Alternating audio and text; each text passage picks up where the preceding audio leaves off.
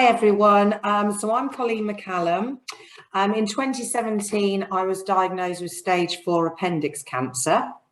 I'm now 4 years clear, yes, which is really great. So I undergone sort of 4 surgeries, 6 months of chemo, which was every 2 weeks. And let me tell you, it's hard going. And in the hospital, when I was having my treatment, which was pretty much all day long, and then I'd come home with it on attached to me for two days. A girlfriend of mine, Angie, one of my best friends, she used to come a lot with me because I didn't want my family there. Don't ask me why, it was just the decision that I took, and there's no right or wrong when you're going through something like this. And there was these packages there, and you got boiled sweets in because of chemo, you got little quiz books, and then all of a sudden there was these letters. And I was like, what's that? And what I can say to you is, on reflection now, and I know you've just done like a 4-minute exercise and you've probably wrote couple of paragraphs, you taking the time, what that means to someone sitting there with treatment, which is awful, might only be 10-15 minutes of their time taken up, but believe me, that's 10-15 minutes where they're not thinking about anything because you're concentrating on the reading side. And what I can say to you is that it honestly doesn't matter what you write. It really, really doesn't. I've still got the letters today. They're in my little box. I don't open them for a reason, because that's my past, if that makes sense.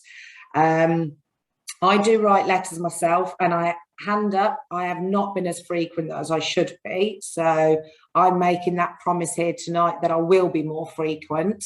I can't use the excuses I'm busy at work, because we've all got 20-30 minutes free.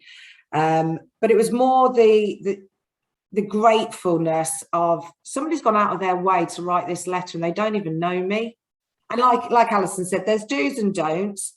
I personally write in my, when I've written, I write that I had cancer, because I feel that might be a little bit relatable, but I certainly don't talk about anything like get better soon, have you tried this green liquid, because I had all that all through my treatment and you just don't want to hear it. But listening to somebody else's daily life, which you might deem mundane, actually for that 10-15 minutes that it takes to read is fantastic.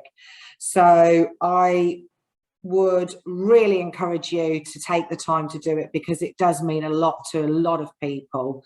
And so much that I came on a workshop, I think it was about November last year, and then I reached out to Alison, and I help Alison and Brian with some other stuff that they need some help with that I can utilize my skills for. And then when Alison asked me to come along, I was like, oh, absolutely. So if anybody's got any questions, I'm happy to take those, but I would really encourage you to do it, because it is a fantastic thing and it did make a difference to me. And I mean that generally from the bottom of my heart. It was lovely to get those letters.